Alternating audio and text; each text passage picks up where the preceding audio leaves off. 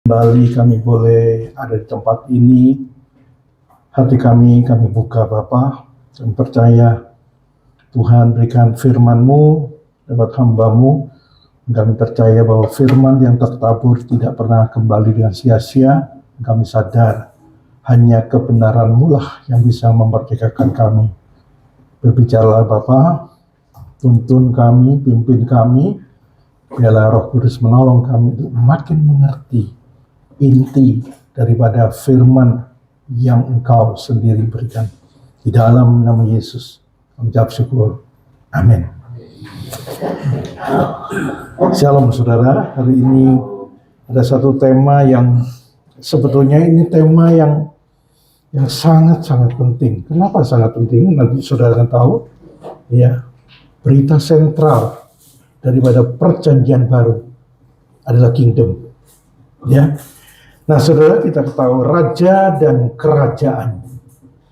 Ya, kita tahu raja itu sudah dinubuatkan. Yesus akan menjadi raja waktu Maria diberitahu sama malaikat, ya, anak yang kau kandung, dia akan menjadi raja.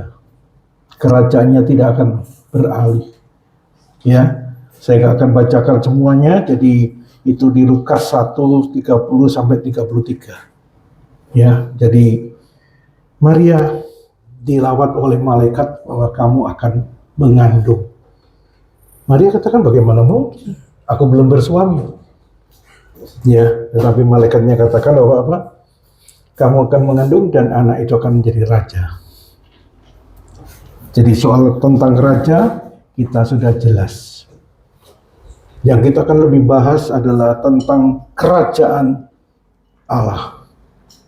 Saudara, apa ya pertama-tama misi Yesus datang ke dunia? Saudara, mari baca di dalam Efesus 1 ayat 10, boleh ada yang membaca Efesus 1:10. Efesus 1 ayat 10, sebagai persiapan kegenapan waktu untuk mempersatukan di dalam Kristus sebagai kepala segala sesuatu, baik yang di surga maupun yang di bumi. Jadi Yesus itu punya tugas apa? Ya, mempersatukan apa yang di sorga dan di bumi. Makanya isi doa Bapa kami apa? Datanglah kerajaanmu di bumi seperti di sorga. Ya saudara, seperti di sorga. Di sorga ada sakit penyakit, ya ada kesusahan, kemalangan dan sebagainya, enggak. Makanya kalau sudah mengerti Alkitab, ya, banyak orang masih nggak ngerti, kumpulkan hartamu di sorga. Di sorga nggak perlu harta. Ya, di bumi ini. Jadi maksudnya sudah jelas bahwa sungguh-sungguh misinya Yesus itu mendatangkan kerajaan di bumi, ya. Maka dari itu kita tahu mempersatukan sorga dan bumi. Makanya nanti kalau kita belajar lebih jauh tentang bumi baru, langit baru, ya, kota Yerusalem baru, itu adalah kota yang kudus turun dari sorga. Jadi di sorga itu apa? Bentuknya kota. Ya, banyak tempat tinggal, kata Tuhan. Nah saudara, itulah yang Tuhan inginkan. Nah, kita tahu Alkitab mengajarkan kita ada dua Injil. Yang pertama, Injil keselamatan. Kita udah tahu Injil keselamatannya untuk menyelamatkan orang percaya. Yang kedua, Injil kerajaan. Nah, saudara perlu mengerti sungguh-sungguh, ya, Lukas 4:43. Ini penting sekali. Lukas 4:43, silakan baca. 43, tetapi ia berkata kepada mereka, juga di kota-kota lain aku harus memberitakan Injil kerajaan Allah, sebab untuk itulah aku diutus. Misi Yesus apa? Juga di kota-kota lain aku harus memberitakan Injil kerajaan Allah, sebab untuk itulah aku diutus. Jangan main-main. Ya, selama ini jarang sekali dibahas secara khusus Injil kerajaan. selama ini orang hanya berpikir Injil keselamatan. Enggak, Injil kerajaan. Ya, aku diutus, untuk itulah diutus. Kenapa alasannya Yesus diutus ke situ? Karena pernah hilang. Kingdom of God, kuasa itu pernah hilang. Ya, karena Adam serahkan itu. Adam jatuh, makanya iblis pernah ketemu Yesus katakan segala kuasa, kemuliaan semuanya akan kuberikan kepadamu sebab apa? Itu sudah diserahkan kepadamu. Iblisnya ngomong, Yesus nggak bantah. Ya, Yesus tenang aja. Nanti kamu akan tahu. Dan saudara tahu, setelah Yesus mati dan bangkit, direbut kembali. Coba lihat Matius 28 ayat 18. Saudara akan lihat di situ.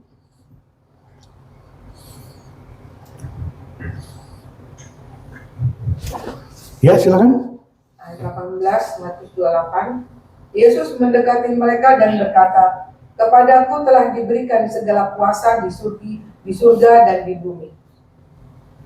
Kepadaku telah diberikan segala kuasa di sorga dan di bumi. Sebab itu kita disuruh apa? Pergilah. Ya, beritakan.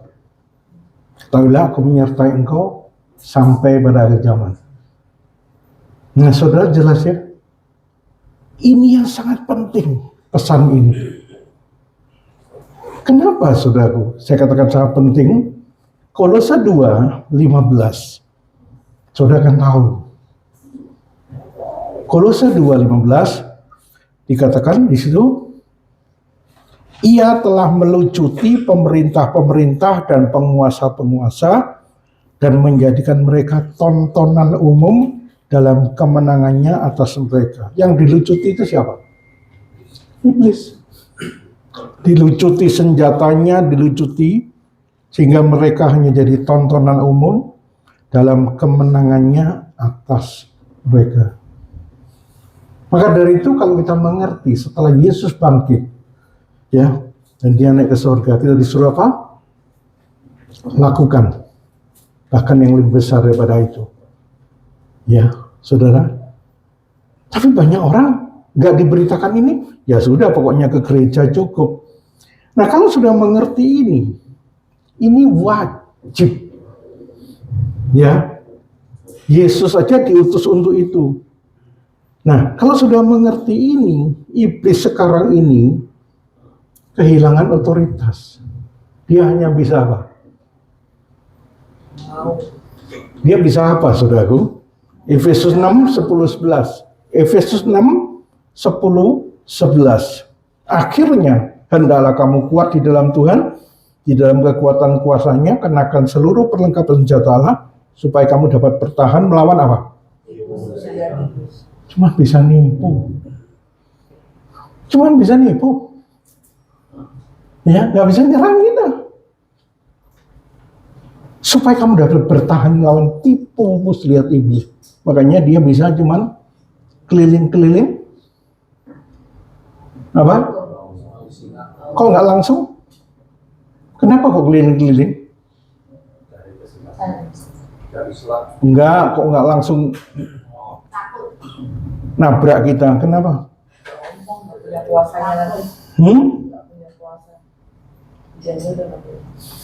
Gimana?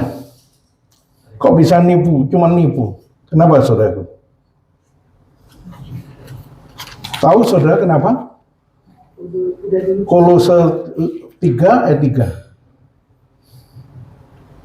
Kolose 3 ayat 3 dikatakan apa? Pelan-pelan. Sebab kamu telah mati dan hidupmu tersembunyi bersama dengan Kristus di dalam Allah. Sebab kamu telah mati dan hidupmu apa? Tersembunyi bersama Kristus masih di dalam Allah. Posisi kita di mana? Ada 2 lapis. Betul?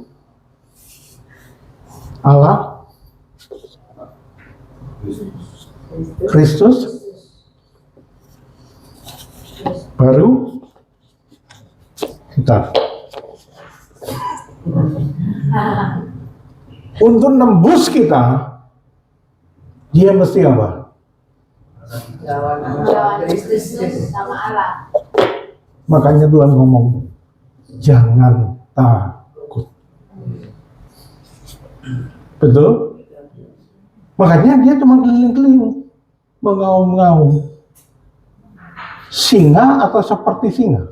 Seperti Kenapa kok seperti singa? Nyontek. Hah? Nyontek, Pak. dari Yehuda. Saya pernah katakan kan, kalau sudah baca di surat-surat Paulus dan sebagainya, di Injil anak domba itu apa? Amnos, domba yang disembelih. Amnos. Tapi di Wahyu 5 ayat 5 dan 6, Arnion. Itu anak domba. Tapi namanya Arnion. Apa Arnion itu? Baca Wahyu 5 ayat 5 dan 6. Yuk baca. Cepat. Lalu berkatalah seorang dari tua-tua itu kepadaku, jangan kau menangis, sesungguhnya singa dari suku Yehuda, yaitu Daud, telah menang, sehingga ia dapat membuka gulungan kitab itu dan membuka ketujuh materai. Terus Maka aku melihat di tengah-tengah takhta dan keempat makhluk itu, dan di tengah-tengah tua-tua itu berdiri seekor anak domba, seperti telah disembelih, bertanduk 7 dan bermata 7. Itulah ketujuh roh Allah yang diutus ke seluruh bumi. jadi sama-sama ditulis anak domba. Tapi yang ini Arnion, yang tadi Amnos. Arnion itu singa dari Yehuda, lion. Betul? Iblis cuma seperti singa, mengaum-ngaum. Kenapa? Supaya bisa apa? Supaya ada orang yang mungkin ditelannya. Kenapa ditelan? Om?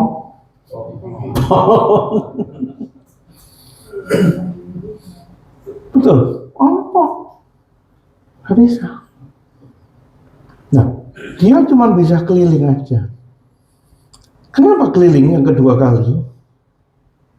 Mazmur 34 ayat 8. Ayo cepat. Mazmur 34 ayat 8.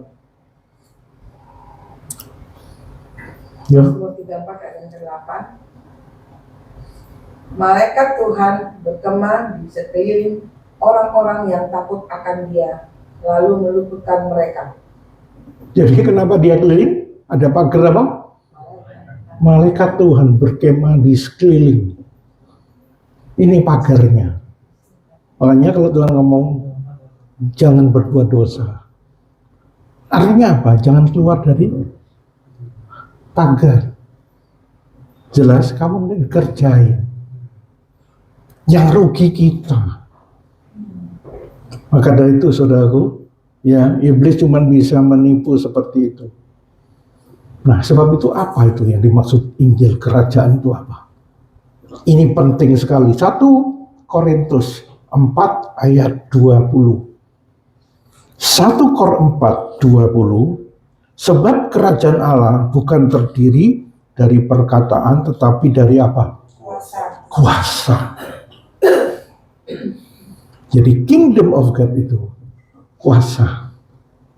Waktu engkau bertindak dalam nama Yesus dan terjadi kuasa itu, kau jadi saksi Kristus, itu tanda kerajaan Allah sudah datang.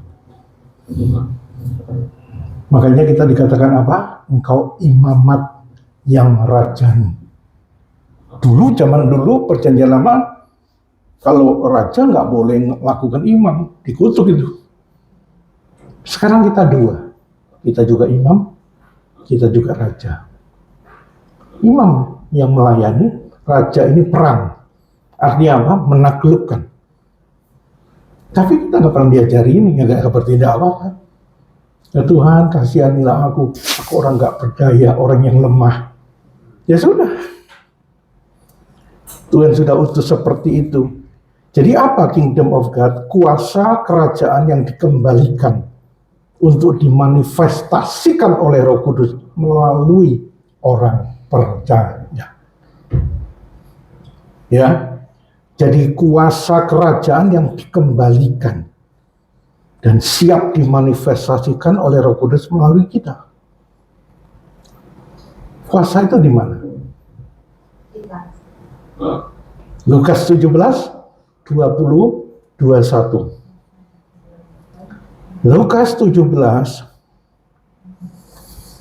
yuk cepat, 20, 21. Atas pertanyaan orang-orang Farisi, apabila kerajaan Allah akan datang, Yesus menjawab katanya, kerajaan Allah datang tanpa tanda-tanda lahiriah. Terus?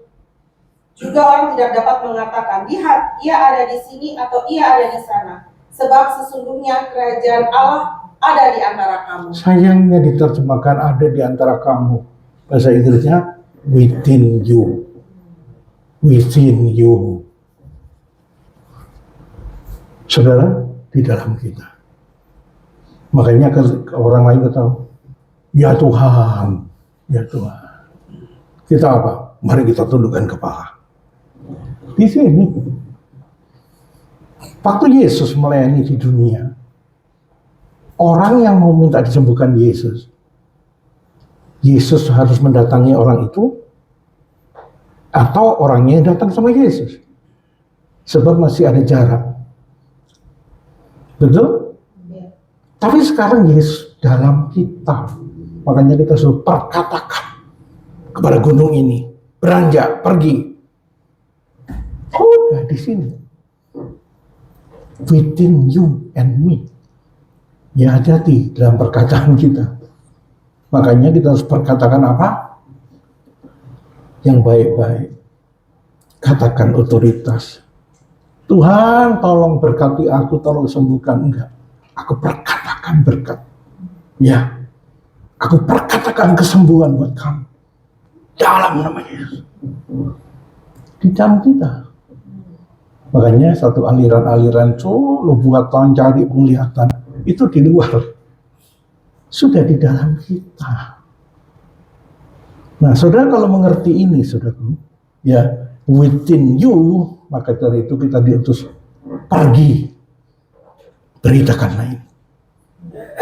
Ya, karena sudah dalam kita, ya, kunci kerajaan telah diberikan kepada kita untuk mengikat dan melepaskan. Matius 16 ayat 19. Ya, kepadamu akan kuberikan kunci kerajaan sorga. Apa yang kau ikat di dunia ini akan terikat di sorga. Apa yang kau lepaskan di dunia ini akan terlepas.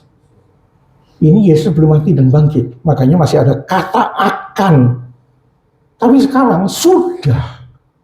Kita punya kuasa mengikat dan melepaskan itu. Jelas, saudara? Nah, kalau sudah mengerti ini, banyak sekali ayatnya, ya, di mana hidup kita ini betul-betul sudah, ya, sudah diberikan kuasa dan hidup kita sama seperti Yesus. Kalau sudah lihat 1 Yohanes 4:17, ya, 1 Yohanes 4:17 itu dikatakan, boleh yang mau baca? Dalam hal inilah kasih Allah sempurna di dalam kita, yaitu kalau kita mempunyai keberanian percaya pada hari penghakiman, karena sama seperti Dia, kita juga ada di dalam dunia ini. Karena sama seperti Dia, seperti Yesus, kita juga ada di dalam dunia ini. Jadi kita punya kuasa itu nanti di sorga atau sejak di dunia ini kita sudah sama seperti Yesus. Kapan? Gimana? Sama. Sebab Yesus sudah ngomong apa? Yohanes 14:12. Hafalan ayat ini. Yesus ngomong apa, saudara? Ayo. Aku berkata kepadamu, sesungguhnya barang siapa percaya kepadaku,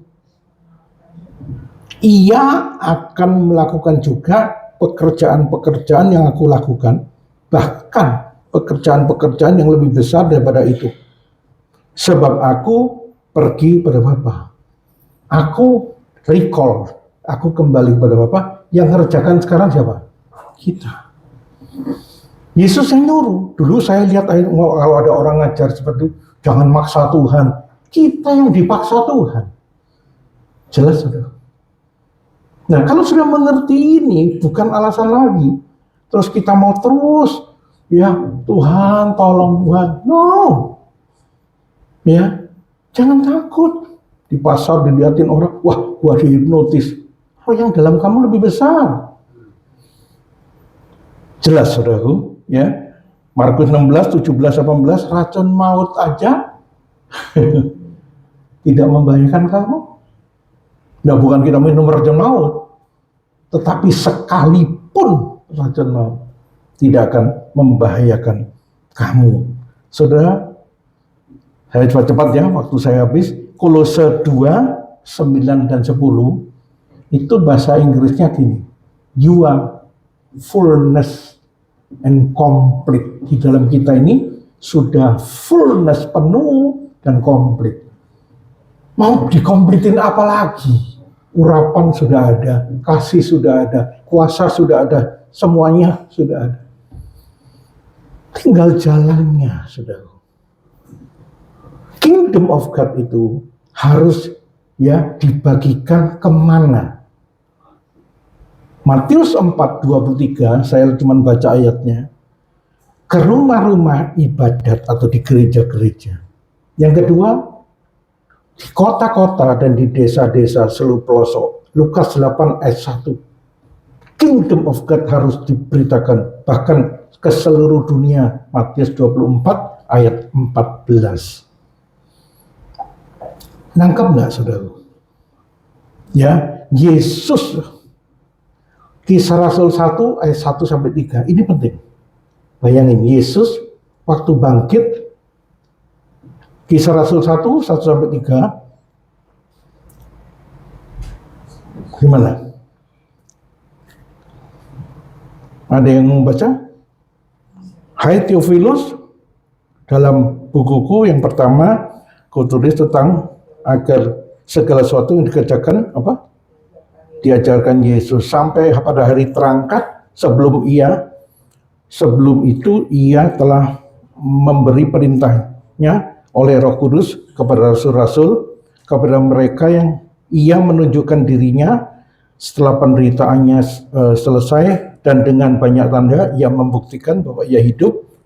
Sebab selama 40 hari ia berulang-ulang menampakkan diri dan berbicara kepada mereka tentang apa? Kerajaan Allah. Gak kreatif deh. Yesus kan banyak kingdom of God, kingdom of God. Ya, saudara tahu Yesus mengajarkan 12 murid, Lukas 9, 1 dan 2 tentang kingdom of God. 70 murid, Lukas 10, 1, 9 sampai 11, Yesus ajarkan kingdom of God. Yohanes Pembaptis, Matius 3, 1 dan 2, kerajaan Allah sudah dekat. Paulus dalam Kisah Rasul 19, Kisah Rasul 20, Kisah Rasul 28, Paulus sedang terang-terangan berbicara tentang kerajaan Allah. Tapi nggak pernah ditekankan di gereja ini. Injil Lukas itu 24 pasal. Ada tertulis kata kerajaan Allah 31 kata. Saudara, sebab itu kerajaan Allah ini penting sekali. Ya, doa Bapa kami ayat 10 ya, di mana dikatakan Matius 6 ayat 10 ayat 3-3-nya, cari dulu kerajaan Allah, semuanya akan ditambahkan. Artinya semua itu, all ya, prioritaskan itu, semua akan ditambahkan. Tapi kalau nggak dijelaskan, ya udah, ya. Kesimpulan saya, ternyata tema sentral perjanjian baru tentang kerajaan Allah. Bukan tentang kasih, iman, kekudusan, salib Kristus, walaupun itu penting, tetapi Yesus sendiri bicara tentang ini. Jelas saudaraku?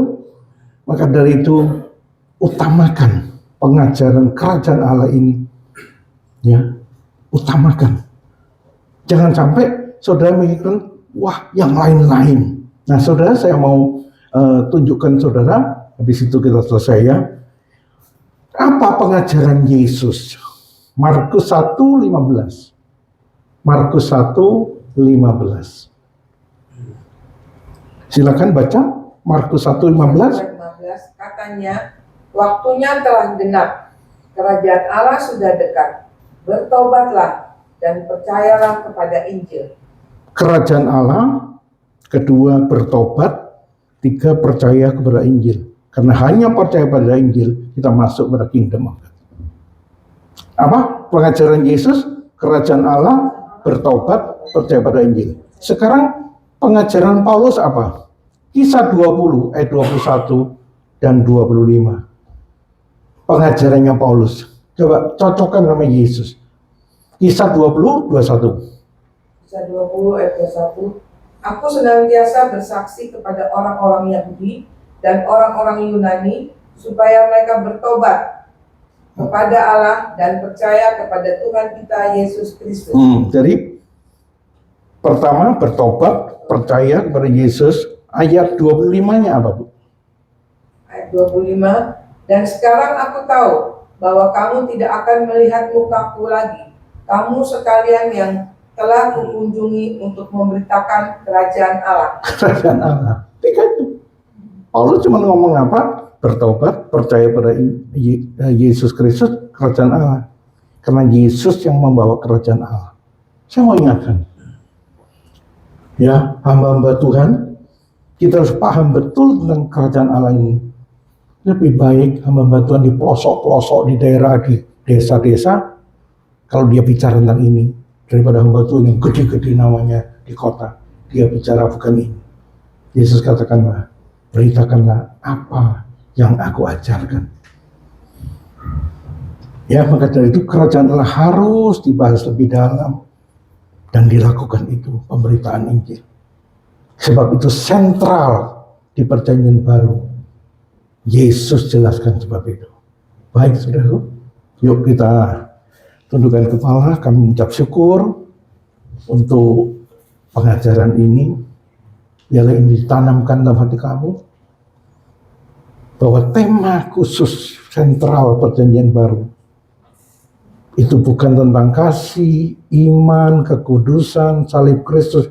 Itu semua penting, tapi yang utama adalah kingdom of God. Itu kuasa kerajaan yang dikembalikan kepada orang percaya, supaya lewat itu kami bersaksi, kami lakukan sesuatu hal, supaya orang boleh melihat kuasa Tuhan sudah datang, membebaskan, memerdekakan. Ajar kami bertindak di dalam nama Yesus. Makasih Tuhan untuk pengajaran ini dalam nama Yesus. Amin.